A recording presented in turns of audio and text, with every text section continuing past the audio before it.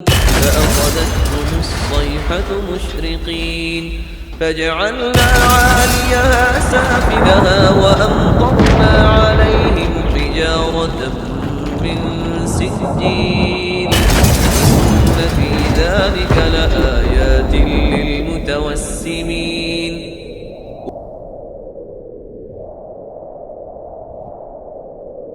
نحمده ونصلي على رسوله الكريم اما بعد فاعوذ بالله من الشيطان الرجيم بسم الله الرحمن الرحيم رب اشرح لي صدري ويسر لي امري واحلل عقدة من لساني يفقهوا قولي وقضينا الیہ، اور ہم نے اس کی طرف فیصلہ کیا. یہ تو لفظی معنی بنتا ہے، لیکن یاد رکھیے کہ قضا کے بعد جب الا آتا ہے تو اس کا معنی ہوتا ہے پہنچا دینا. یعنی ہم نے اس بات کا فیصلہ کر کے آگاہ کر دیا تھا، بتا دیا تھا، خبردار کر دیا تھا. وَقَضَيْنَا إِلَيْهِ ذَلِكَ الْأَمْرَ، اس بات کو، کس بات کو؟ أَنَّ دَابِرَ هَؤُلَاءِ مَقْطُوعٌ مُصْبِحِينَ، کہ ان لوگوں کی جڑ کاٹ دی جائے گی صبح سویرے. اب یہ ختم ہو جائیں گے. یعنی لوط علیہ السلام کو ہم نے عذاب آنے سے پہلے ہی بتا دیا تھا کہ صبح یہ سب لوگ اب ختم ہو جائیں گے، ان کی مہلت ختم ہو گئی. اور دابرہ کے لفظ پر آپ غور کریں. دابر پشت کو کہتے ہیں نا، پشت کٹ گئی، یعنی کوئی بھی نہیں بچا کہ جس کی نسل آگے چلے. سب ختم ہو، ان کی نسلیں بھی ختم ہو گئی، ایک نہ بچا ان میں سے. یعنی یہ بات کی شدت کا احساس دلانے کے لیے کہا جا رہا ہے. یہ بھی تو کہا جا سکتا تھا سویرے ہوتے ہی سب قوم تباہ کر دی جائے گی، لیکن الفاظ کا چناؤ بڑا زبردست ہے. ذرا آپ تصور میں لائیں، ان دابر ہؤلاء مقطوع، مقطوع کہتے ہیں قطع کرنے کو، کاٹ دینا، بس سلسلہ منقطع، ختم. اسی لیے جن قوموں پہ عذاب آیا بعض اوقات ان کے لیے اس دن کو بھی یوم عقیم کہا گیا. عقیم بانج انسان کے لیے استعمال ہوتا ہے جس کے بچے نہ پیدا ہو سکے، اس کی نسل کا سلسلہ وہیں آ کے رک جاتا ہے، ختم ہو جاتا ہے، کٹ جاتا ہے، وہ آگے نہیں چلتا. یعنی صبح تک آخری آدمی بھی ختم ہو جائے گا. وَجَاءَ أَهْلُ الْمَدِينَةِ يَسْتَبْشِرُونَ، لوط علیہ السلام کو جب یہ ساری بات بتا دی گئی تو اتنے میں شہر والے، اہل المدینہ، شہر والے آ گئے، یستبشرون، خوشیاں مناتے. مجرم قوم کے کچھ لوگ خوشیاں مناتے لوط علیہ السلام کے گھر آ گئے. وہ کس بات کی خوشی میں اتنے بےتاب ہو رہے تھے؟ چند اجنبی نوجوانوں کی آمد پر. انہیں کیسے پتا چلا تھا؟ کہتے ہیں کہ یہ خبر ان کی بیوی نے شہر والوں کو دی تھی. اسی لیے سورۃ التحریم میں آتا ہے فخانتاہما، کہ حضرت نوح اور حضرت لوط علیہ السلام کی بیویوں نے اپنے شوہروں سے خیانت کی تھی. تو مفسرین کہتے ہیں کہ وہ یہی خیانت تھی کہ انہوں نے شہر والوں کو بتا دیا کہ آج ہمارے گھر ایک نوجوان لڑکوں کا گروپ آیا ہوا ہے.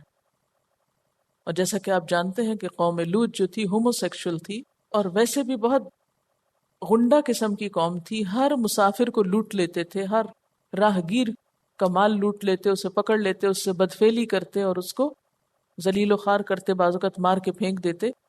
انتہائی دہشت گرد قسم کی قوم تھی جن کے اندر کوئی انسانیت باقی نہ رہی تھی.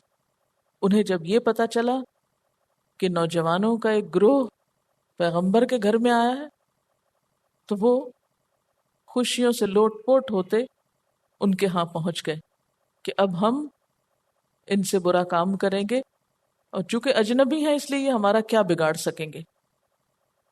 قال، لوط علیہ السلام نے کہا، ان ہؤلاء ضیفی، بے شک یہ لوگ میرے مہمان ہیں. اب ان فرشتوں کے لیے مہمان کا لفظ حضرت ابراہیم علیہ السلام نے بھی بولا اور لوط علیہ السلام نے بھی. یہ میرے مہمان ہیں، فلا تفضحونی، پس نہ میری فضیحت کرو، نہ مجھے رسوا کرو. یہ فے دوادحے کا لفظ وہی ہے جو سورۃ التوبہ کے لیے بھی فادحہ کا میں نے بتایا تھا، رسوا کرنے والی منافقین کو. تو یہاں تفدحونی، نہ مجھ کو رسوا کرو، یعنی میرے مہمان ہیں، میں انہیں تمہارے سپرد کیسے کر سکتا ہوں اور تم مجھ سے کس بات کا مطالبہ کر رہے ہو. یعنی مہمانوں کے ساتھ برا سلوک دراصل میزبان کی رسوائی کا سبب ہوتا ہے. آپ سوچئے اگر آپ کے گھر میں کوئی آیا ہو، کوئی مہمان ہو، اس کے ساتھ کوئی ہمسایہ، کوئی آپ کا بچہ، کوئی آپ کا رشتہ دار اگر کوئی بھی بدتمیزی کرتا ہے یا کوئی بھی اس کو تکلیف پہنچاتا ہے تو اس کا الزام یا اس کی تکلیف کس کو پہنچے گی؟ آپ کو پہنچے گی، کیونکہ یہ انسانی اخلاق میں سے ہے کہ انسان اپنے مہمان کا خیال رکھے اور اس کی تکلیف کا، اس کی باقی چیزوں کا، ورنہ مہمان کی مہمانی میں کوتاہی میزبان کے لیے باعث رسوائی ہوتا ہے. تو کہنے لگے کہ یہ میرے مہمان ہیں، ان کے اوپر بری نظر ہے تمہاری، یہ میرے لیے تو بڑی شرمندگی کی بات ہے، خدا کے لیے مجھے رسوا نہ کرو.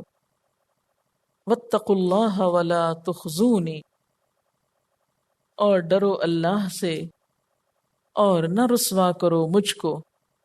تخزون کا لفظ خے یہ سے، خزیون کا لفظ بہت دفعہ آپ پڑھ چکے ہیں، ایسی رسوائی جو دوسروں کی طرف سے لاحق ہو. یہ ذلت کی ایک قسم ہے. قالو، انہوں نے کہا، کنہوں نے؟ قوم لوط نے. اولم ننہک عن العالمین، کیا ہم نے تجھے جہان والوں سے روک نہیں رکھا؟ کیا ہم تمہیں منع نہیں کر چکے کہ دنیا بھر کے ٹھیکیدار نہ بنو؟ ایسا کیوں کہا انہوں نے کہ ہم نے تمہیں جہان والوں سے منع نہیں کر رکھا؟ بات یہ تھی کہ حضرت لوط علیہ السلام اپنی قوم کو سمجھاتے تھے کہ مسافروں کے ساتھ برا سلوک مت کرو، اجنبی لوگوں کو پریشان نہ کرو. لیکن ان کا حال کیا تھا؟ ہر گزرگاہ پہ بیٹھ جاتے تھے.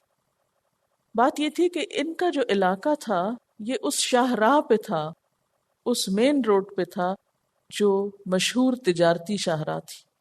یعنی تجارتی قافلے مکہ سے شام کی طرف اسی راستے سے گزرتے تھے، یعنی یہ ایک ٹریڈ لائن تھی.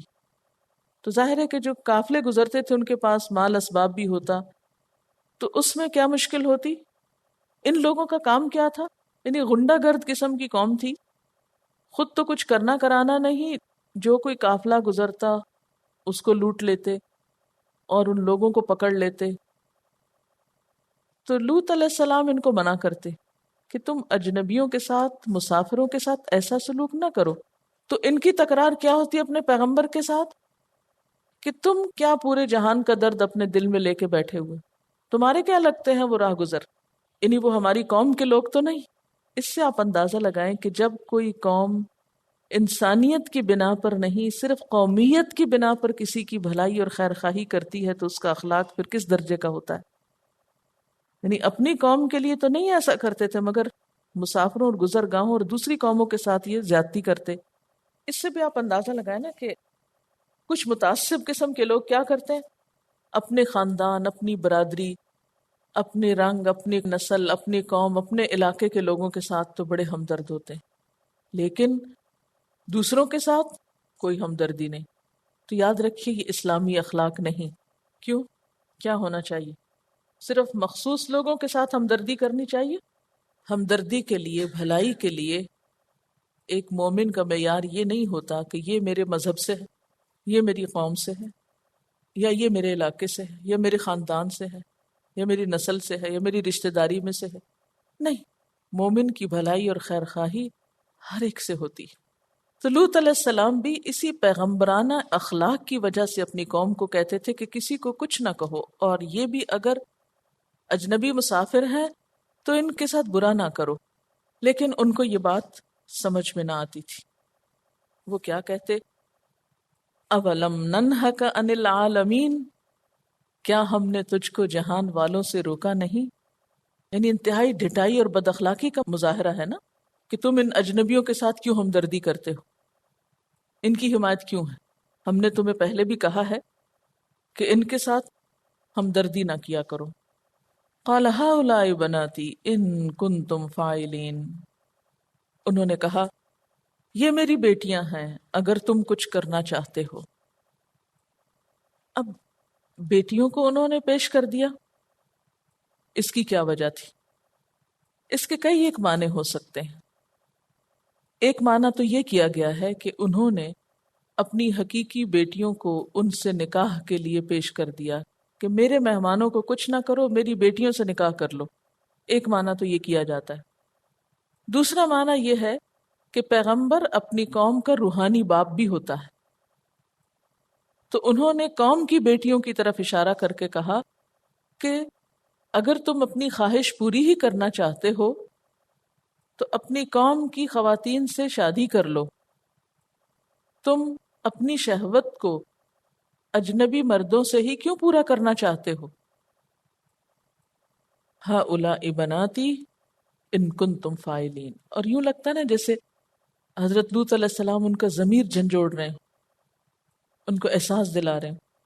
یہ بھی سمجھانے کا ایک طریقہ ہوتا ہے۔ اور اگر وہ واقعی اپنی بیٹیوں کے لیے کہہ رہے تھے تو اس سے بھی آپ دیکھیں کہ پیغمبر کس حد تک قربانی کرتا ہے، نہ صرف یہ کہ اپنی بلکہ اپنے اہل خانہ کی بھی ساتھ، اور پھر مہمانوں کو، اجنبی لوگوں کو بچانے کے لیے کہاں تک قربانی کر رہا ہے۔ اس سے پیغمبرانہ اخلاق پتہ چلتا ہے نا۔ حضرت ابراہیم علیہ السلام نے بھی یہ نہیں پوچھا کہ تم کون ہو، فرشتے ہو کہ انسان ہو، کھانا لے آئے بنا کے۔ اور یہاں بھی حضرت لوط علیہ السلام نے اجنبی مہمانوں کو، اگرچہ وہ انہیں جانتے بھی ہوں کہ فرشتے ہیں، لیکن بہرحال ان کی حفاظت کے لیے آخری حد تک قوم کے ضمیر کو جھنجھوڑا اور ان کو سمجھانے کی کوشش کی۔ تو اس سے عظیم ترین پیغمبرانہ اخلاق کا پتہ چلتا ہے کہ وہ کہاں تک قربانی کرتا ہے۔ لعمرک انہم لفی سکرتہم یعمہون، تیری زندگی کی قسم، کس کو خطاب ہے؟ حضور صلی اللہ علیہ وسلم کو۔ انہم، بے شک وہ، لفی سکرتہم، البتہ اپنے نشے میں تھے، یعمہون، بہک رہے تھے۔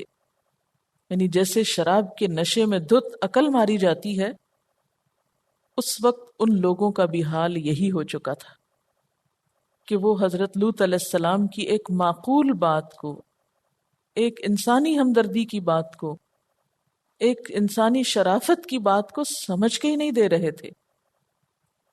یہاں پر آپ دیکھیں کہ اللہ تعالیٰ ایک قسم کھا رہے ہیں، اور کس کی قسم؟ حضور صلی اللہ علیہ وسلم کی زندگی کی یا جان کی قسم۔ لیکن یہ یاد رکھیے کہ یہ قسم اللہ کے سوا اور کوئی نہیں کھا سکتا، کہ ہم کہیں کہ ہم حضور کی قسم کھاتے ہیں، یا کسی انسان کو کہیں کہ میں آپ کی جان کی قسم کھاتی ہوں یا آپ کی زندگی کی قسم۔ یہ انسانوں کے لیے جائز نہیں۔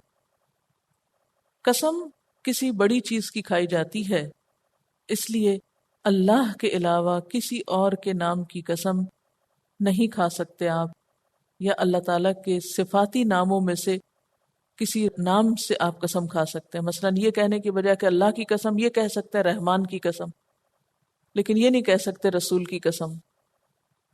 ٹھیک ہے؟ اس کے بارے میں احادیث میں آتا ہے، آپ صلی اللہ علیہ وسلم نے فرمایا کہ اپنی ماؤں اور باپوں کی اور بتوں کی قسم نہ کھاؤ، اور اللہ کی قسم بھی صرف اس وقت کھاؤ جب اپنے قول میں سچے ہو، یعنی اللہ کا نام ہر غیر بات میں استعمال مت کرو۔ صحیحین میں ہے کہ ایک مرتبہ آپ صلی اللہ علیہ وسلم نے حضرت عمر بن خطاب کو دیکھا کہ اپنے باپ کی قسم کھا رہے ہیں، تو آپ نے پکار کر فرمایا، خبردار رہو، اللہ تعالیٰ باپوں کی قسم کھانے سے منع کرتا ہے۔ جس کو قسم کھانا ہو اللہ کا نام لے کر حلف اٹھائے، ورنہ خاموش رہے۔ لیکن اللہ تعالیٰ جب کسی بھی چیز کی قسم کھاتے ہیں تو اس کو گواہ بناتے ہیں، یا اس خاص چیز کی طرح متوجہ کرتے ہیں، یا گفتگو کا ایک انداز ہے، فَأَخَذَتْهُمُ الصَّيْحَةُ، پکڑ لیا ان کو چنگھاڑ نے، مشرقین، دن چڑھے۔ صیحہ شور کو کہتے ہیں۔ تو یوں لگتا ہے کہ جیسے شور نے ان کو مار دیا، اور آپ جانتے ہیں کہ شور کو ڈیسیبلز میں ناپا جاتا ہے، اور سائنٹیفکلی یہ بات پروون ہے کہ 175 ڈیسیبل کا شور انسان کو مار سکتا ہے۔ یعنی انسان کے مارنے کے لیے شور بھی بطور ہتھیار استعمال ہو سکتا ہے، اور یہ جو ہر وقت کی پولوشن ہے یہ بھی کچھ موت سے کم نہیں۔ اب یہ شور کس چیز کا تھا؟ بعض کہتے ہیں حضرت جبرائیل علیہ السلام کی آواز تھی، اور یہ بھی ہو سکتا ہے کہ کسی بھی چیز کی آواز حضرت جبرائیل علیہ السلام نے آ کر یعنی پیدا کی ہو۔ اور مشرقین صبح سویرے دن چڑھے، یعنی کس وقت عذاب آیا؟ جب سارے لوگ ایک نئے دن کا آغاز کر رہے تھے، اور وہ دن ان کے لیے ہمیشہ کے لیے خاتمے کا دن بن گیا۔ فَجَعَلْنَاهَا عَالِيَهَا سَافِلَهَا وَأَمْطَرْنَا عَلَيْهِمْ حِجَارَةً مِّن سِجِّيلٍ، تو ہم نے اس کے اوپر والے حصے کو اس کا نچلا کر دیا اور ان پر پتھروں کی بارش برسائی جو کھنگر کی قسم کا پتھر تھا، من سجیل، پکی ہوئی مٹی کا پتھر۔ کہا جاتا ہے کہ ان کی بستیوں کو جبریل علیہ السلام نے اپنے بازو پہ اٹھایا اور نچلے آسمان تک لے گئے اور وہاں سے واپس پلٹایا، پٹخا کے پھینکا۔ یہ کل 4 بستیاں تھیں جن میں 4 لاکھ لڑنے والے مرد موجود تھے، سب بدکار اور مجرم لوگ تھے سوائے چند ایک کے جن کا ذکر پیچھے گزرا۔ اور پھر نہ صرف یہ کہ ان کو الٹا پھینکا گیا بلکہ اس کے اوپر پتھروں کی بارش بھی ہوئی، اور کہتے ہیں کہ یہ خطہ زمین میں بھی دھنسا اور سطح سمندر سے 400 کلومیٹر اندر دھس گیا، اور پھر اس پہ پانی آ گیا جو ڈیڈ سی کہلاتا ہے۔ اور یہ ڈیڈ سی جو ہے اس میں نہ کوئی مچھلی ہوتی ہے نہ ہی کوئی اور لائف کی چیز، کیونکہ اس کا پانی اتنا کھاری ہے، اتنا زہریلا ہے ایک طرح سے کہ جس میں کوئی لائف نہیں۔ ان فی ذالک لآیات، بے شک اس میں البتہ نشانیاں ہیں۔ کس میں؟ اس واقعے میں۔ کس کے لیے؟ للمتوسمین، متوسمین کے لیے۔ متوسم کس کو کہتے ہیں؟ یہ وسمہ سے ہے، وسمہ کہتے ہیں نشان کو، اسم کا لفظ بھی اسی روٹ سے ہے، علامت سے پہچاننے والے۔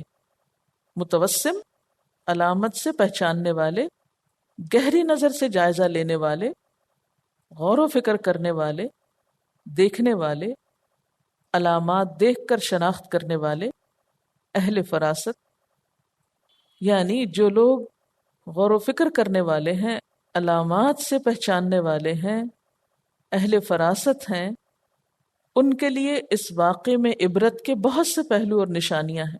متوسم کون ہوتا ہے؟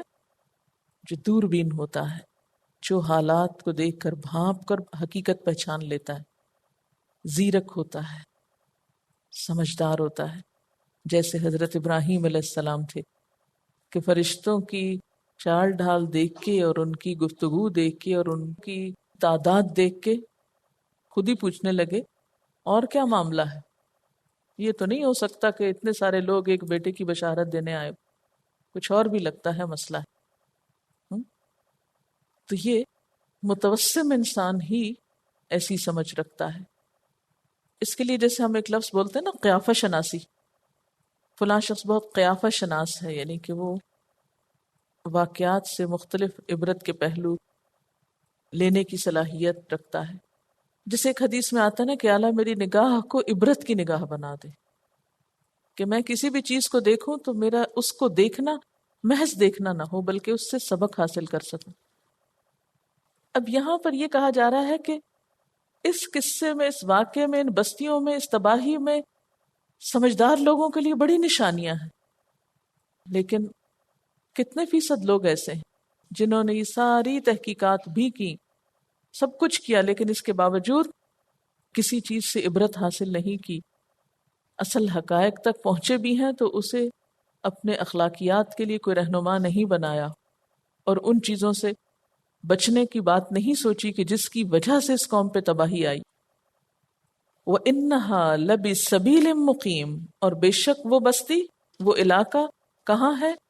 سبیل مقیم پر واقع ہے، گزرگاہ عام پر واقع ہے۔ مقیم کہتے ہیں قائم کو، موجود، یعنی وہ شاہراہ آج بھی چلتی ہے، وہ راستہ آج بھی قائم ہے جس کے کنارے یہ بستی تھی۔ مدینہ سے شام جاتے ہوئے راستے میں آتی تھی، اور یہ 5 بستیوں کا مجموعہ تھا یہ پورا علاقہ، جس میں صدوم جو ہے وہ مرکزی بستی تھی، یعنی سینٹرل تھی۔ اس کے علاوہ صعبہ، سعوہ، عثرہ، دوما، یہ مختلف بستیاں تھیں جن کو ملا کر قوم لوط کا علاقہ بنتا تھا۔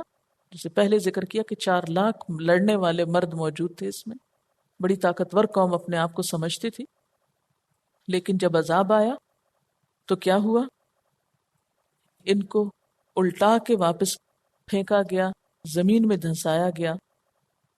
ان فی ذلک لآیۃ للمؤمنین، بے شک اس میں البتہ ایک نشانی ہے مومنوں کے لیے، غور کرنے والوں کے لیے، ایمان لانے والوں کے لیے۔ اس لیے متوسمین کے علاوہ مومنین ہونا بھی ضروری ہے اللہ کی نشانیوں سے سبق پانے کے لیے۔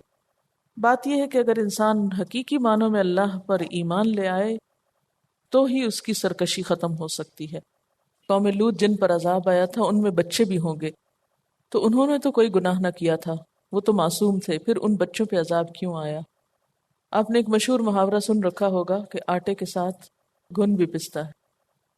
ریاض الصالحین کے شروع میں نیت کے باب میں ایک حدیث آتی ہے جس کا مفہوم کچھ یوں ہے کہ جب کسی قوم پہ عذاب آتا ہے تو اس کے بعض نیک لوگ بھی اور اچھے لوگ بھی اس میں مارے جاتے ہیں، لیکن قیامت کے دن پھر کیا ہوگا؟ ہر شخص اپنی نیت پر اٹھے گا، کیونکہ یہ تو پھر ہو نہیں سکتا کہ کچھ کو بیچ میں سے نکال کے مار دیتے، اور پھر اللہ کی اپنی چیز ہے جسے چاہے مار دے۔ آپ کوئی چیز بناتے ہیں، توڑ دیتے ہیں، پھاڑ دیتے ہیں، پھینک دیتے ہیں، آپ کو کوئی پوچھ سکتا ہے؟ اللہ کی مخلوق ہے، جیسے چاہے کرے۔ یعنی ان کی جڑ کاٹ دی گئی تھی نا، ان کی نسلیں بھی ختم کر دی گئی تھی۔ جب اس بستی پہ عذاب آ رہا تھا اور جس طرح اس کو ختم کیا گیا، تو یوں لگتا ہے نا کہ اللہ تعالیٰ کو کسی کی تاریخ، ہسٹری، کلچر، آرٹ، فن، فنون، کسی چیز کی پرواہ نہیں، سب کچھ ملیا میٹ کر دیا۔ اور کیا کہا؟ پیچھے مڑ کے مت دیکھو، یہ سب کچھ اب ہمیشہ کے لیے ختم ہونے لگا، کچھ بھی نہیں بچے گا۔ مثال کے طور پر اگر آپ کو کوئی عمارت گرانی ہو تو آپ کیا کرتے ہیں؟ کوئی جگہ ڈھانی ہو تو کیا کرتے ہیں عموماً؟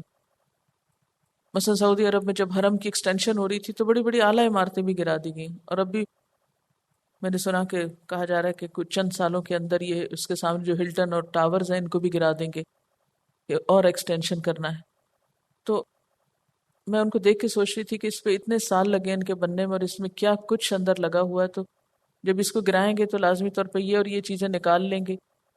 ایسے ہی خیال آ رہا تھا، تو میں سوچ رہی تھی کہ اسی طرح آپ دیکھیں کہ اس بستی کے اندر بھی کیسے کیسے خزانے اور دنیا کی کیسی کیسی چیزیں اور کیا کچھ نہیں ہوگا، لیکن جب وہ گرائی گئی ساری عمارتیں اور سارے لوگ اور ان کی ذہانت اور ان کا سارا علم اور پوری ترقی، ہر چیز ملیا میٹ کر دی گئی کہ ہمیں ان کے کلچر کے بارے میں بھی کچھ پتہ نہیں چلتا کہ وہ کتنی آرٹسٹک قوم تھی یا کیسی کیسی ترقی انہوں نے کی ہوئی تھی، سب کچھ ڈوب گیا۔ اور پھر ہماری پرسنل لائف میں بھی کتنی عادت ہوتی ہے نا، نشانیاں بچا بچا کے رکھنے کی، یہ اس بچے کی نشانی ہے، یہ فلانی چیز کی نشانی ہے، یعنی کتنا کچھ ہم اپنا گھر میں، کتنا جنک جو ہے وہ صرف نشانیوں پر مشتمل ہے جس کو ہم پھینک نہیں سکتے، لیکن جب ہم دنیا سے چلے جاتے ہیں تو سب چیزیں ختم ہو کے رہ جاتی ہیں، باقی نام اللہ کا ہے۔ اب آپ دیکھیں عمارتوں کے کچھ نشان اس صحرا میں نظر آتے بھی ہیں تو اتنے ہاریبل ہے سب کچھ کہ وہاں جا کے بیٹھ بھی نہیں سکتا، گزرنا ہی وہاں سے مشکل ہے۔ اگر اللہ کی رضا نہیں ہے تو جو کچھ بھی ہے سب برباد ہونے والا ہے۔ کسی نے لکھا کہ قوم لوط کا قصہ سارے کا سارا بہت بڑی عبرت ہے۔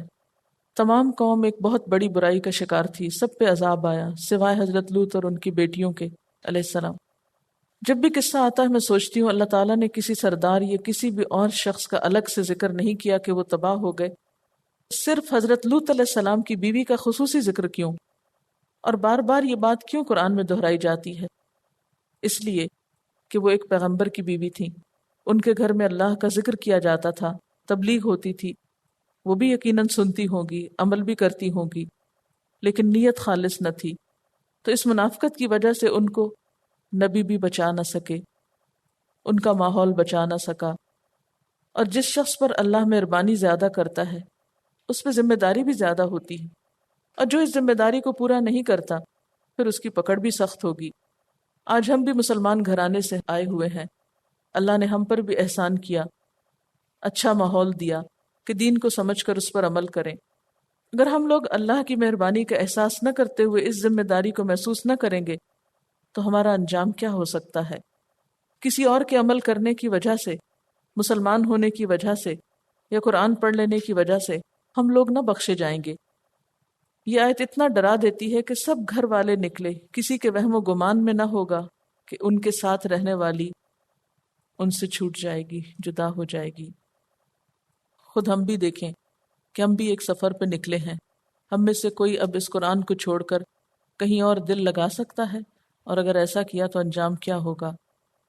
بہت بڑی غلط فہمی اس میں دور کی گئی نا، کہ جو ہماری قوم کو بھی ہے کہ ہم حضور صلی اللہ علیہ وسلم کی امت ہیں اور محض اس بات پر ہم بخشے جائیں گے۔ اس میں ان کی بیٹیوں کا کردار بھی بہت اہم ہے کہ انہوں نے باپ کی پیروی کی، ماں کی نہیں کی۔ جس کو اچھا بننا ہے وہ اس کی اپنی نیت اور ارادے کے ساتھ ہے، وہ بن جاتا ہے، اور جسے اچھا کام نہیں کرنا کوئی اور زبردستی اس سے کرا نہیں سکتا۔ وَإِن كَانَ أَصْحَابُ الْأَيْكَةِ لَظَالِمِينَ، اور بے شک ایکا والے بھی البتہ ظالم تھے۔ یہ ایکا کس چیز کا نام ہے؟ ایکا گھنے جنگل کو کہتے ہیں۔ یہ تبوک کا قدیم نام ہے۔ تو اصحاب الایکا حضرت شعیب علیہ السلام کی قوم ہے، جو ناپ تول میں کمی کے مرض کا شکار تھے۔ ان کا زمانہ حضرت لوط علیہ السلام کے بعد کا ہے، اور ان کا علاقہ حجاز اور شام کے درمیان قوم لوط کی بستیوں کے قریب ہی تھا، جنہیں مدین کہا جاتا ہے۔ یہ نام حضرت ابراہیم علیہ السلام کے بیٹے یا پوتے مدیان کے نام سے پڑا، یعنی انہی کے نام پر اس بستی کا نام پڑا۔ ان کا ظلم کیا تھا کہ جہاں ایک طرف اللہ کے ساتھ شرک کرتے تھے، دوسری طرف یہ قوم بھی راہ زنی کے علاوہ کم تولنے اور کم ناپنے کے مرض کا شکار تھی۔ ان پر جب عذاب آیا تو ایک بادل ان پہ سایہ فگن ہوا، پھر چنگھاڑ آئی اور زلزلہ آیا، ان چیزوں نے مل کر ان کو تباہ کر دیا۔ اسی کے بارے میں اللہ تعالیٰ فرماتے ہیں فَانْتَقَمْنَا مِنْهُمْ، ہم نے ان سے انتقام لے لیا۔ کیوں؟ انہی کے اپنے اعمال کی بنا پر۔ وَإِنَّهُمَا، اور بے شک یہ دونوں کون سے؟ ایک قوم لوط کا شہر یعنی سدوم اور اس کی نواحی بستیاں، اور دوسرا قوم شعیب کا مسکن یعنی مدین، یہ دونوں ایک دوسرے سے قریب بھی تھے۔ وَإِنَّهُمَا لَبِإِمَامٍ، البتہ ایک راستے پر تھے۔ یہاں راستے کے لیے لفظ امام استعمال ہوا ہے، کیونکہ جس طرح راستے کو فالو کیا جاتا ہے منزل تک پہنچنے کے لیے، اسی طرح امام یا لیڈر کو بھی فالو کیا جاتا ہے، اس کی اقتداء کی جاتی ہے۔ امام کہتے ہیں نا اس کو جس کا اتباع کیا جائے۔ تو یہاں مراد ہے وہ واضح راستہ، وہ قدیم شاہراہ، وہ تجارتی سڑک جو عرب کے جغرافیے میں یمن سے لے کر ریڈ سی کے کنارے کنارے حجاز اور مدین سے ہوتی ہوئی خلیج عقبہ سے نکل کر آگے تک جاتی، یعنی شام تک جاتی۔ یہی وہ شاہراہ ہے جو پہلے زمانے میں ہندوستان، یمن، مصر، شام تک جاتی تھی، یعنی انڈیا سے لے کر روم تک جانے کا راستہ یہی تھا۔ یعنی انڈین اوشن لوگ کراس کر کے کہاں جاتے؟ یمن کے کنارے، عدن یمن، وہاں سے جو سڑک شروع ہوتی پھر خشکی کا راستہ اسی سڑک سے گزرتے ہوئے آخر تک جاتا۔ تو اس لیے اس کو لب امام مبین کہا گیا، یعنی یہ ایک ہائی وے، جس طرح آپ کی سپر ہائی وے یا نیشنل ہائی وے، یہ بستیاں تو تم دن رات گزرتے ہوئے دیکھتے ہو، واضح راستے پر ہیں، ان کے نشانات کچھ ڈھکے چھپے نہیں۔ وآخر دعوانا ان الحمد للہ رب العالمین۔ سبحانک اللہم وبحمدک اشہد ان لا الہ الا انت استغفرک ونتوب الیک۔ والسلام علیکم ورحمۃ اللہ وبرکاتہ۔